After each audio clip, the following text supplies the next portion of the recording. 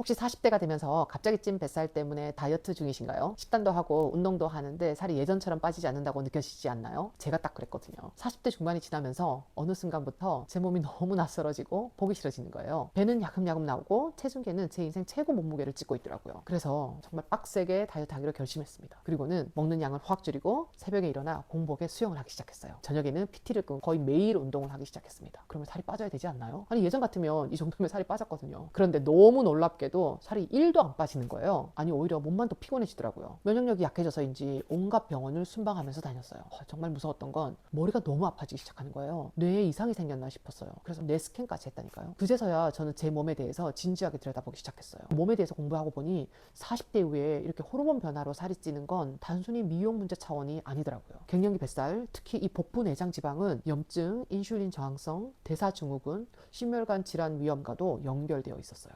그러니까 이 시기의 다이어트는 예뻐지기 위한 다이어트가 아니라 앞으로 건강하게 살 수 있느냐 없느냐를 가릴 수 있는 중요한 문제였어요. 그런데 40대 여성의 몸에서 나타나는 이 변화가 정말 겪어보신 분들은 알겠지만 총체적 난국이에요. 수면, 혈당, 염증, 순환, 근육이나 대사 문제, 이 모든 것들이 실타래처럼 다 얽혀 있어요. 오늘 영상에서는 40대 후반에 제가 이 문제들을 어떻게 풀어가면서 10kg 정도를 감량할 수 있었는지 제가 직접 실천해보고 효과 있었던 7가지 리셋 루틴을 중심으로 말씀드려 볼게요. 영상 끝까지 보시면 여러분 몸에서는 지금 당장 어떤 문제가 제일 시급한지, 어떤 루틴부터 시작해야 할지 선명하게 보이실 거예요. 그럼 빠르게 첫 번째 루틴부터 시작해 볼게요. 첫 번째로 무엇보다 가장 중요한 건 수면 리셋입니다. 저는 갱년기 다이어트에서 수면이 이렇게 중요한지 몰랐어요. 그냥 잠을 잘 자면 좋다 정도로만 생각했지 잠이 안 오는 게 뱃살이나 변비, 식욕, 염증까지 연결될 수 있다는 건 몰랐거든요. 그런데 제 몸은 너무 분명하게 신호를 보내고 있었습니다. 밤에 서너 번씩 깨는 건 기본이었고 자도 피곤했어요. 아침에 일어나도 몸이 개운하지 않고 낮에는 머리가 뿌옇고 몽롱했습니다. 그러니 커피를 수혈하듯 마셔야 겨우 하루를 버틸 수 있었어요. 그리고 저는 잠을 못 자면 바로 장이 멈추는 느낌이 들었어요. 화장실을 못 가고 배는 더 묵직하고 딱딱해지고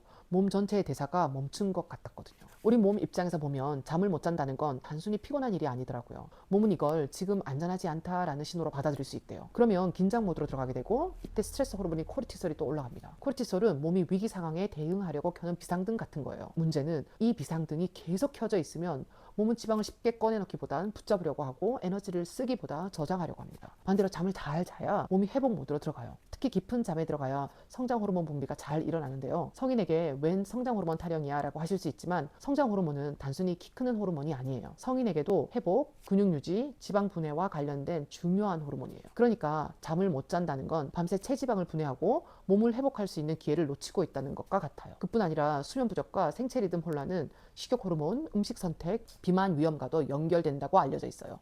잠을 못 잔 다음날 빵이나 과자, 달달한 커피가 더 당기지 않나요? 이건 의지 문제가 아니에요. 수면이 부족하면 식욕 조절 호르몬을 흔들고 몸이 빠르게 에너지를 올릴 수 있고 빠르게 기분 좋아질 수 있는 방법을 찾게 하는 거예요. 제가 수면 리셋을 위해 가장 효과를 본 건 아침 햇빛 샤워였어요.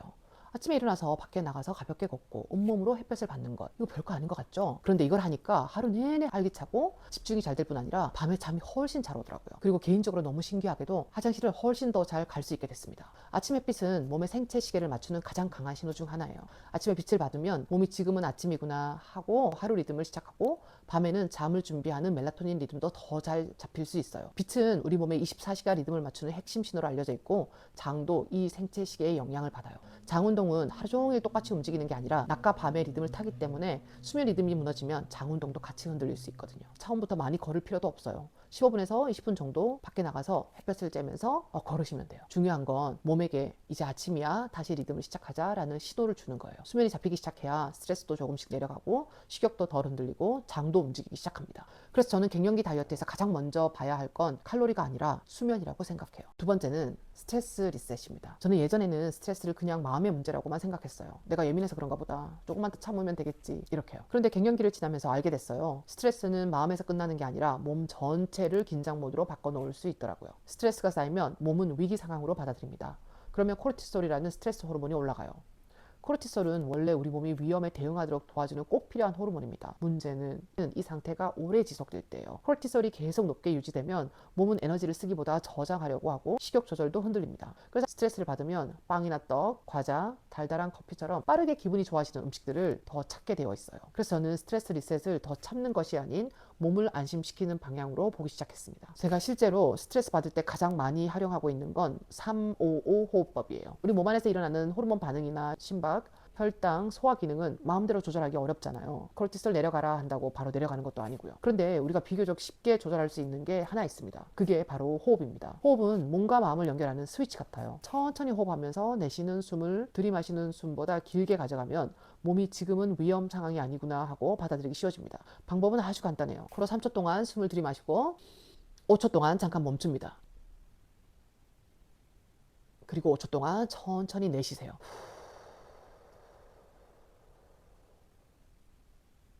저는 단계 당길 때, 화가 올라올 때, 몸이 잔뜩 긴장되어 있을 때 이 호흡을 먼저 해봅니다. 또 하나 제가 의식적으로 바꾸려고 했던 건 스트레스와 연결된 행동 회로였어요. 예전에는 스트레스를 받으면 뇌가 이렇게 배웠던 것 같아요. 스트레스 받았다? 그러니까 먹자. 저는 이 회로를 바꾸려고 했습니다. 스트레스 받았다? 그러니까 10분만 걷자.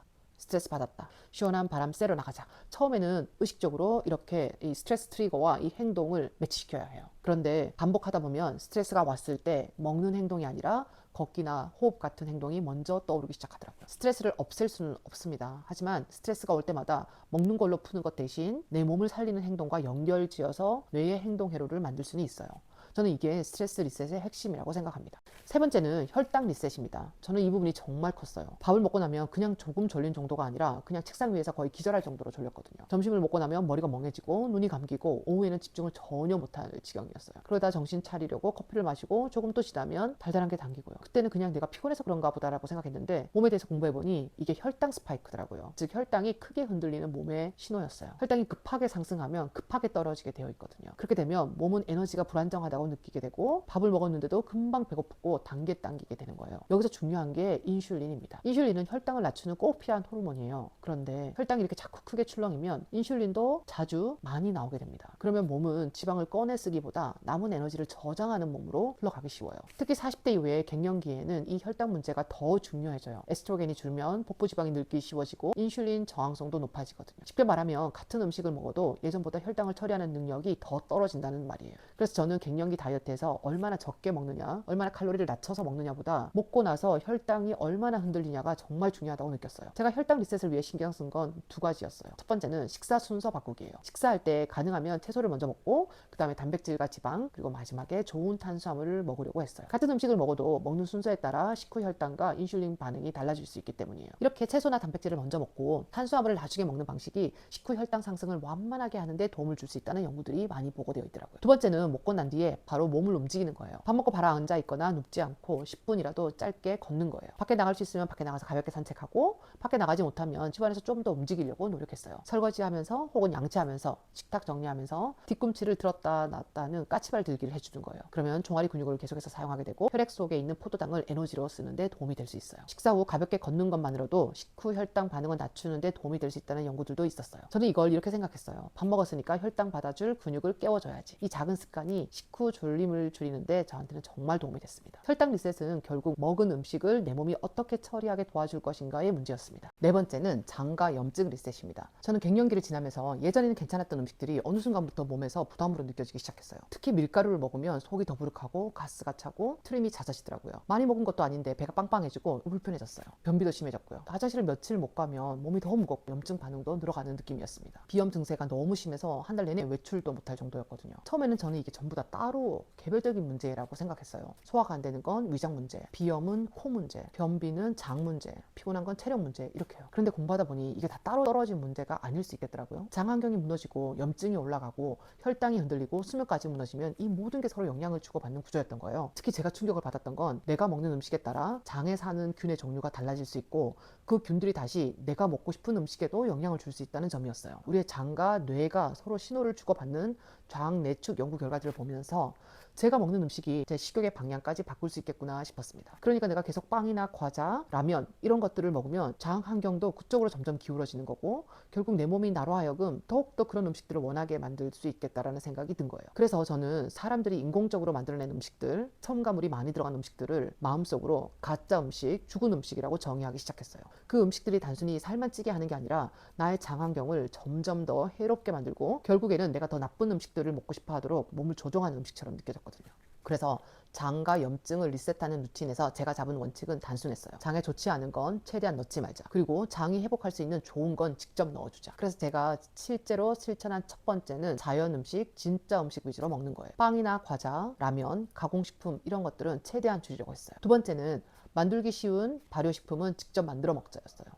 요거트 기계로 집에서 직접 요거트를 만들고 낫또도 만들어 먹었어요. 양배추로 사워크라우트도 만들어 먹어요. 발효식품은 장내 미생물 다양성에 도움을 줄 수 있고 장환경이 좋아지면 염증 반응이나 식욕 조절에도 좋은 방향으로 영향을 줄 수 있다고 알려져 있어요. 그래서 저는 발효식품을 식탁에 반드시 올라오는 루틴으로 만들려고 했습니다. 이 리셋 루틴을 실천하면서 제가 가장 많이 생각했던 건 이거였어요. 내 몸이 싫어하는 음식을 계속 넣으면서 왜 이렇게 몸이 안 좋아지고 있지? 라고 묻고 있었구나. 내가 먹는 음식이 내일의 내가 된다는 걸 뼈저리게 느낄 수 있는 시간이었어요. 갱년기가 되면 예전처럼 아무거나 먹고 버틸 수 있는 몸이 아니더라고요. 장에 안 좋은 건 덜 넣고 장이 회복할 수 있는 건 꾸준히 넣어주는 것. 저에겐 장과 염증을 리셋시키는 루틴이 거기서부터 시작되었습니다. 다섯 번째는 순환 리셋입니다. 저는 처음에 살을 빼려면 식단과 운동만 잘하면 되는 줄 알았어요. 그래서 먹는 것도 줄이고 운동도 정말 열심히 했습니다. 그런데 이상하게 몸이 빠지는 게 아니라 더 붓는 느낌이 드는 거예요. 운동하고 나서도 개운하지 않고 얼굴이 붓고 손발이 붓고 다리가 저리는 날들도 많았습니다. 그때는 이해가 안 됐어요. 이렇게 열심히 하는데 왜 몸이 안 변하는 거지? 왜 살은 안 빠지고 부종만 더 심해지지? 그런데 몸의 선이 조금씩 달라지기 시작한 건 제가 순환에 신경을 쓰고 난 뒤부터였어요. 오래 앉아있고 스트레스를 많이 받고 잠도 제대로 못 자고 몸이 계속 긴장 상태에 있으면 우리의 근육과 근막이 굳잖아요. 그러면 혈액과 체액이 잘 흐르지 못하고 몸 곳곳에 산소와 영양을 잘 전달할 수 없게 되는 거죠. 제가 순환 리셋을 위해서 실제로 한 건 3가지 정도 되는데요. 그 첫 번째는 폼 롤러 위에서 호흡하면서 몸을 푸는 것이었어요. 두 번째는 스트레칭이나 쉬운 요가 동작을 따라하는 거였어요. 어려운 동작을 한 게 아니라 가슴을 열고 옆구리를 늘리고 골반을 열어주는 동작을 따라했어요. 몸이 짧아지고 굳어있던 느낌이 조금씩 풀리기 시작하더라고요. 세 번째는 림프 마사지였어요. 목이나 쇄골, 겨드랑이, 사타구니 쪽을 부드럽게 쓸어주면서 몸의 노폐물이 빠져나갈 수 있는 길을 열어준다는 느낌으로 했어요. 폼롤러를 이용하거나 스트레칭을 하는 것과 같은 자가 근막 이완은 관절 가동 범위와 근육의 뻣뻣함을 완화하는 데도 도움을 줄 수 있다고 알려져 있어요. 또 림프 마사지는 붓기 관리에 활용되는 방법 중 하나고요. 저는 이걸 굳어있는 몸을 다시 흐르게 하는 회복 루틴으로 봤어요. 여섯 번째는 근육 리셋입니다. 저는 예전에는 다이어트라고 하면 무조건 체중을 줄이려고 했어요. 그런데 갱년기 다이어트를 공부하면서 생각이 완전히 바뀌었어요. 40대 이후에는 무조건 굶어서 체중만 줄이면 안 되겠더라고요. 이 시기에는 지방보다 근육을 잃는 게 더 무서운 문제였어요. 근육이 없어지면 나이가 들수록 보행장애나 이동성 문제가 크게 늘어난다고 해요. 노년에 정신은 멀쩡한데 내 몸을 내 마음대로 움직이지 못한다는 건 생각만 해도 너무 끔찍한 일이잖아요. 결국 나이 들어서도 내 발로 걷고 내 생활을 스스로 하려면 근육이 정말 중요하다는 거예요. 그래서 근육 운동을 하는 제 목표도 미용적으로 날씬한 몸을 만드는 게 아니라 강해지는 몸을 만드는 걸로 바뀌게 되었어요. 나이 들어서도 잘 걷고 잘 움직이고 내 몸을 스스로 지킬 수 있는 몸을 만들고 싶었거든요. 처음에는 저도 헬스장에서 무거운 중량을 반복해서 들면 되는 줄 알았어요. 그런데 운동을 하다 보니 알겠더라고요. 내가 지금 어느 부위에 힘을 써야 하는지 모르고 있구나. 그래서 지금은 스트렝스 트레이닝이나 기능성 트레이닝을 배우면서 근력을 키워가고 있어요. 몸의 어느 부위를 사용해야 하는지, 어떻게 힘을 줘야 하는지, 내 몸의 약한 부분은 어디인지, 어떤 움직임을 더 강화해야 하는지 차근차근 배워가면서 운동하고 있습니다. 근육 리셋에서 중요한 건 내 몸이 제대로 움직이는 법을 다시 배우는 거였습니다. 그리고 저는 단백질도 같이 챙기려고 노력했어요. 근육을 만들고 지키려면 그 재료가 필요하잖아요.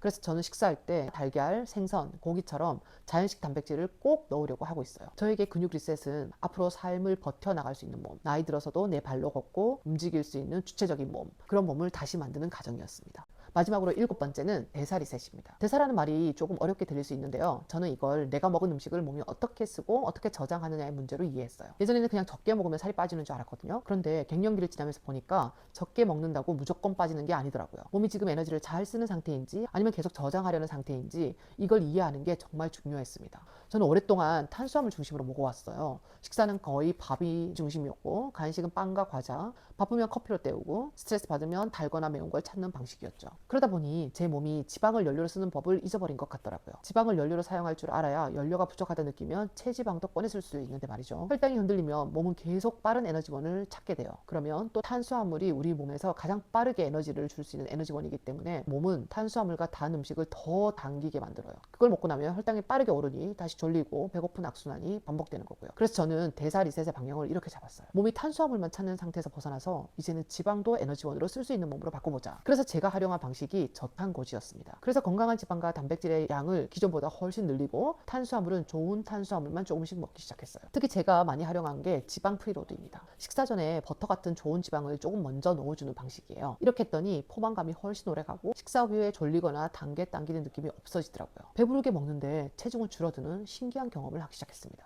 지방 프리로드를 위해 처음에는 그냥 벽돌 모양처럼 생긴 버터를 샀어요. 그런데 이걸 매일 하려다 보니까 생각보다 너무 불편하더라고요. 매번 자르는데 양이 들쭉날쭉하기도 하고 위생 문제도 신경 쓰이고요. 그리고 무엇보다 밖에서 식사해야 하는 날에는 그 버터들을 챙겨 나가기가 너무 어려웠습니다. 저탄고지는 집에서만 하는 게 아니잖아요. 외식도 할 수 있고 여행도 갈 수 있고 갑자기 탄수화물이 있는 식사를 해야 할 때도 있거든요. 그래서 저는 이즈니 포션 버터를 사용하기 시작했어요. 하나씩 개별 포장되어 있어서 정량 맞추기도 쉽고 위생적으로도 편하고 외출할 때 챙겨 나가기도 너무 좋았어요. 특히 포장이 잘 되어 있어서 가방에 넣어도 셀 염려가 없었던 게 제일 마음에 들었습니다. 결국 리셋 루틴에서 가장 중요한 건 현실적으로 하기 편해야 한다는 거잖아요. 이즈니 포션 버터 덕분에 저탄고지와 지방 프리로드를 2년 동안 꾸준히 실천할 수 있었어요. 대사 리셋에서 가장 중요한 건 결국 이거였어요. 이라는 에너지원을 안정적으로 쓸 수 있는 방법을 다시 배우게 하는 것. 저에게 대사 리셋은 살을 억지로 줄이는 과정이 아니라 몸이 다시 연료를 잘 쓰도록 훈련하는 대사 유연성을 기르는 과정이었습니다. 저처럼 혈당 관리 루틴이나 지방 프리로드를 실천해보고 싶으신 분들은 영상 아래에서 이즈니 포션 버터를 확인해보세요. 오늘 제가 말씀드린 7가지 리셋 루틴은 한꺼번에 다 완벽하게 하자는 뜻이 아닙니다. 그렇게 할 수도 없고요. 이 7가지 중에서 지금 내 몸이 가장 크게 먼저 보내고 있는 신호가 무엇인지 생각해 보셨으면 좋겠어요. 사람마다 지금까지 먹어온 음식도 다르고 생활 습관도 다르고 스트레스를 견뎌온 방식도 다르잖아요. 그래서 갱년기에 가장 먼저 무너지는 부분도 다르고 가장 먼저 리셋해야 되는 부분도 다를 수밖에 없습니다. 저도 제 몸이 보내는 신호를 이해하기까지 오랜 시간 헤맸어요. 그런 동안 제 몸을 더 힘들게 하고 있었더라고요. 몸에 대해서 공부하고 하나씩 실천해 가면서 회복해보니 갱년기 다이어트는 더 독하게 밀어붙여야 되는 게 아니었습니다. 내 몸이 힘들어하는 곳부터 하나씩 다시 세워가는 과정이었어요. 특히 여성의 몸은 남성과는 다릅니다. 40대라면 이제 내 몸의 신호를 듣고 하나씩 다시 리셋해 나가야 할 시간이에요. 여러분의 몸은 지금 어떤 신호를 보내고 있나요? 어떤 신호를 보내고 있는지 댓글로 남겨주세요. 저도 여러분의 리셋 루틴을 위해 함께 고민해 보겠습니다. 앞으로 내 몸의 신호를 듣고 하나씩 다시 리셋하는 이 여정에 동참하고 싶으시다면 구독과 좋아요, 알림 설정까지 함께 해주세요. 그럼 다음 영상에서 또 뵙겠습니다. 안녕.